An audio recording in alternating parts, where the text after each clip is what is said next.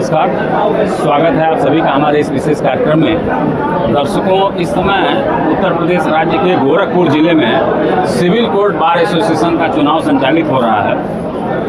प्रत्याशी लगातार मतदाताओं से संपर्क कर रहे हैं और अपने पक्ष में मतदान की अपील कर रहे हैं। चुनाव लोकतंत्र की मजबूती का एक बहुत बड़ा स्तंभ माना जाता है। चुनाव के माध्यम से ही एक मतदाता को अपने अस्तित्व का पता चलता है। एक मतदाता अपनी इच्छा के अनुसार अपना प्रतिनिधि चुनता है, अपनी इच्छा के अनुरूप एक प्रतिनिधि चुनता है और वो उसकी आवाज़, उसका प्रतिनिधि उसकी आवाज़ बन सके। इस समय हमारे साथ उपाध्यक्ष पद 10 वर्ष से कम का चुनाव लड़ रहे सुमित कुमार मिश्रा जी हैं, तो इनसे बातचीत करेंगे। सुमित जी, आपका हमारे कार्यक्रम में स्वागत है। सुमित जी, आप बताइए कि आप एक युवा अधिवक्ता हैं और कैसे आपके अंदर ये इच्छा जागृत हुई कि आप जो है उपाध्यक्ष पद पर चुनाव लड़ें और अधिवक्ताओं की जो समस्या है उस समस्याओं का आप निदान करा सकें, क्या कहेंगे आप? सर, सबसे पहले तो मैं आपके चैनल को माध्यम से समस्त जनता को और आपको प्रणाम करता हूँ सर। दूसरी बात सर, मैं सुमित कुमार मिश्रा उपाध्यक्ष 10 वर्ष से कम पद के प्रत्याशी हूँ सर। सबसे पहले तो मैं जब हाई स्कूल और इंटर पास किया सर मैंने, तो उसके बाद मैं एक नव दर्शन विकास समिति मेरी एनजीओ थी, जिसके माध्यम से मैं गरीब बच्चों को मानवेला में पढ़ाता था सर। अच्छा। तो इस समाज सेवा का काम शुरू से मैं कर रहा हूँ। आरटीआई एक्टिविस्ट भी रहा हूँ सर। तो सर, भ्रष्टाचार जैसे मामले और सामाजिक मुद्दों पर मैं शुरू से प्रखरता से अपनी बात को समाज के सामने प्रकट करता रहा हूँ। यानी समाज सेवा की ललक आपके अंदर शुरू से ही रही है।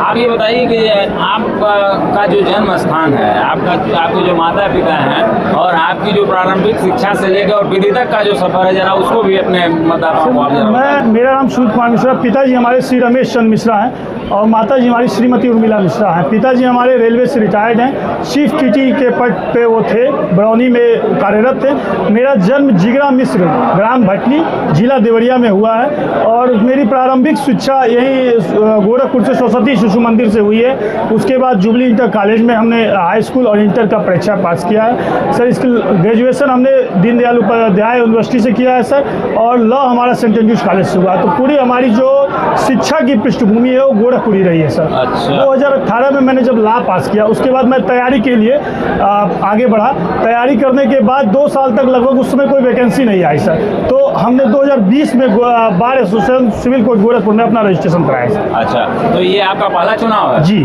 अच्छा, तो आपके अंदर जो है आपको क्या लगता है, आप तो जो है 4-5 वर्षों से कचहरी में हैं। जी सर। तो 4-5 वर्षों से कचहरी में है, तो कचहरी की सारी जो है व्यवस्थाओं से आप परिचित होंगे।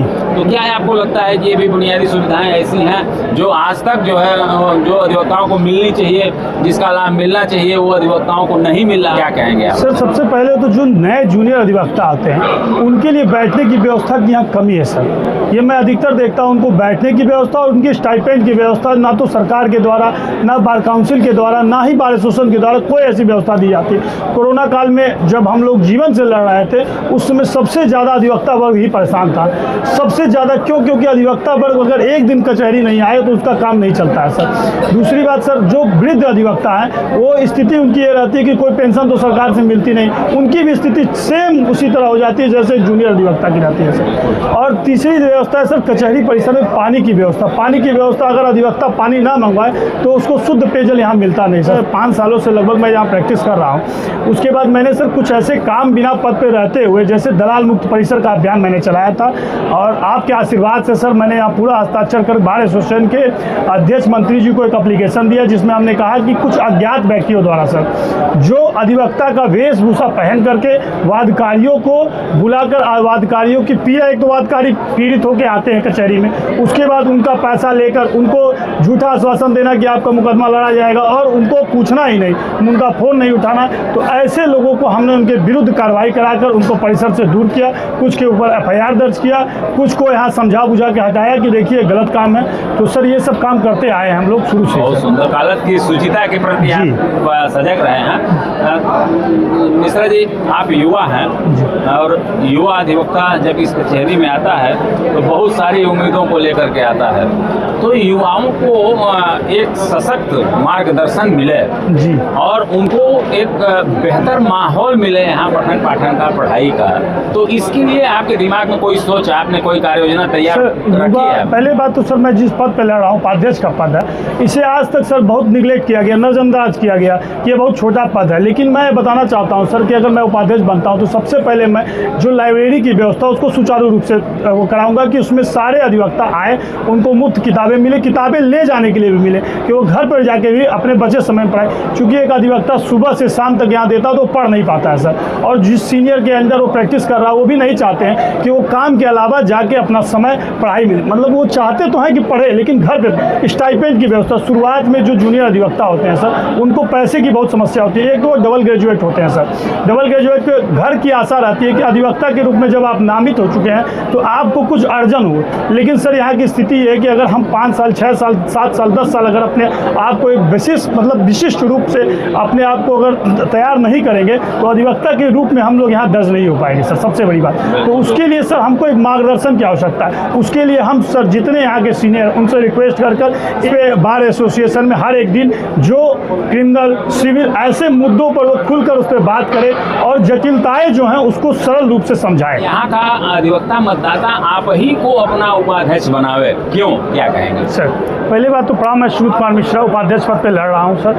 अगर किसी अधिवक्ता ने रात को 12 बजे मुझे फ़ोन किया है तो मैं उसकी पीड़ा के लिए उसके पास गया हूँ, उसकी पीड़ा के निदान के लिए प्रशासन से, माननीय अध्यक्ष जी से, माननीय मंत्री जी से, जो भी अधिकारी हमको मिलते हैं उनसे सूचित कर उनकी पीड़ा का निदान करता हूँ सर। ऐसा मेरा कहना नहीं, मैंने किया है सर, बिना पद पे रहते हुए मैं लगभग 4 सालों से जो भी अधिवक्ता मुझे सूचित करता है तो मैं उसके लिए खड़ा रहता हूँ। दूसरी बात, अधिवक्ता सबसे ज़्यादा परेशान अधिवक्ता प्रोटेक्शन बिल को लेकर है, क्योंकि आज तक वर्षों से लोग आते हैं, चुनावी वादे करते हैं लेकिन उसको पूरा नहीं करते हैं। इसके लिए सर एक योजना बनाकर हम लोग इसे बार एसोसिएशन के माध्यम से बार काउंसिल तक पहुंचाएंगे और समस्त अधिवक्ताओं को एकजुट कर सर इसका लामबंद होंगे कि सबसे पहले एडवोकेट प्रोटेक्शन जो वर्षों से पड़ी हुई है, लंबित है, इसको पारित कराया जाए। तो सर इसके लिए मैं चाहता हूं कि अगर मुझे चुना जाएगा तो मैं आपकी एक सशक्त आवाज़ बनूंगा, बार को सशक्त बनाऊंगा, सभी अधिवक्ता सम्मान और अधिवक्ता सुरक्षा की लड़ाई में निसंदेह बिना समय देखे लड़ूंगा। ये मैं इसके लिए प्रतिबद्ध हूँ। बहुत सुंदर सुमित कुमार मिश्रा जी, ये बिल्कुल आप लोगों का पीक टाइम चल रहा है। आप मतदाताओं से लगातार आप लोग संपर्क कर रहे हैं, प्रचार अभियान आप लोगों का चल रहा है। आप अपने व्यस्ततम समय में से हमारे लिए भी आपने समय निकाला और हमारे दर्शकों को, जो आपके मतदाता हैं, उनको आप अपनी कार्य योजना से आपने अवगत कराया। निश्चित रूप से मतदाता जरूर आप में विश्वास व्यक्त करेगा। हमारी भी मंगल कामना है, आप यहाँ आए, इसके लिए आपको बहुत बहुत धन्यवाद।